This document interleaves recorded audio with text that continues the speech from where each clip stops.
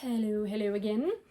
All right, we are going to break habit with our tune index for a second, just because it is quote unquote Holy Week. So I wanted to do a couple of the Passion tunes. We're gonna do 336, O Sacred Head Now Wounded. This I think is fairly familiar to most folks, so I wanted to kind of take the opportunity again to stretch our listening ears a little bit and start to see if we can, while we're singing this tune, listen to the things happening around us. It's a really beautiful tune, gotta love Bach. And I wanted to point out some historical information that I think can be helpful. Back in ye olden times, many moons ago, and actually, let me make sure that this is a good example of this. When we get to an end of each line, in the original, that was not a dotted half note. A dotted half note is 3 beats long. What it was in Bach's time was a fermata. The fermata is like the little bird's eye. It is a half circle with a dot in the middle. We don't have a lot of those in the hymnal, and all it means is to hold the note as long as you want. Ish. Now, in Bach's time, this was actually just a point to cue you to breathe. That was the whole thing. It said, this is the end of the phrase, you breathe now, you come in at the next one. So it's just a way of organizing people to be able to move and sing together. So I always like to point those things out, because sometimes this one actually isn't so bad, but there are some other renditions of these Bach type hymns, Bach and Luther as well, that don't translate quite so well with some of the choices, editorial choices. So I just like to acknowledge that when we're going into this.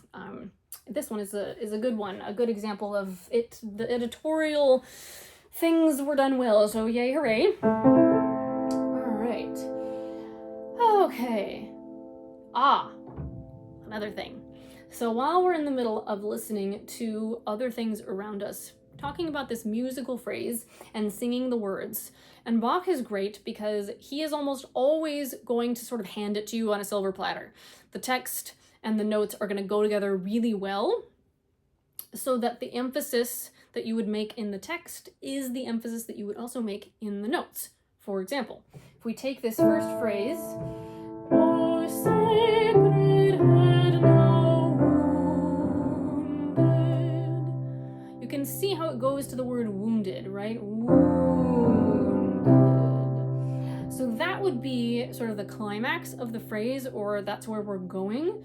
So you would sing, O sacred head now wounded, with grief and shame weighed down. And you can actually see how weighed down is weighed down. Did you notice that?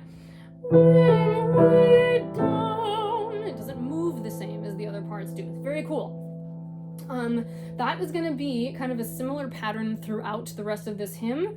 The second line, Daddy fully surrounded with thine only crown, O sacred head, what glory, what bliss till now is thine. So you're gonna have on the first half of each line this da-dee ba ba ba dum bum, and then in the second half of each line, ba-dee ba-dee ba bum, and then the phrase ends. So you have this dum bum and then dee ba bum. A little bit of an advanced concept, but because it goes so well with the text, and we're always trying to come back to the text, I really think this is a good opportunity to practice some more advanced musical skills, but because they relate so well to what the text is saying. So give that a go.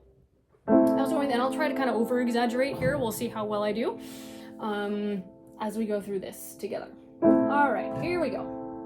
Ready and breathe.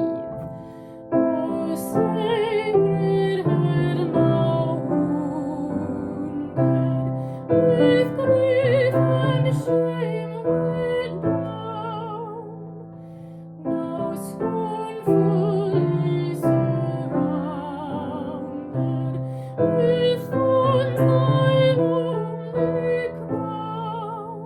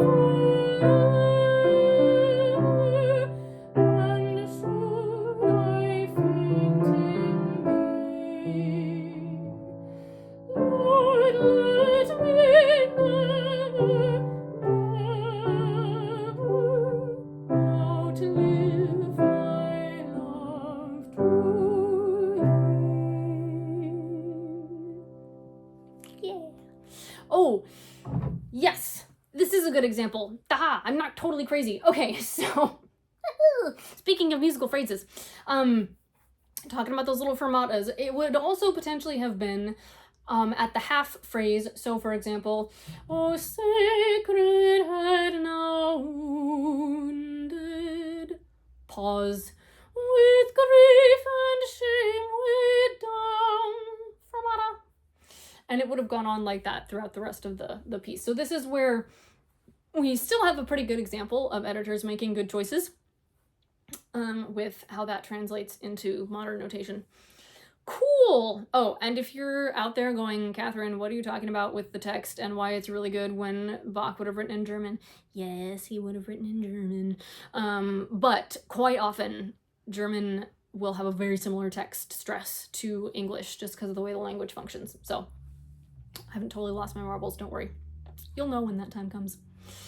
Okie dokie. I think that's a pretty good run through. On to the next one.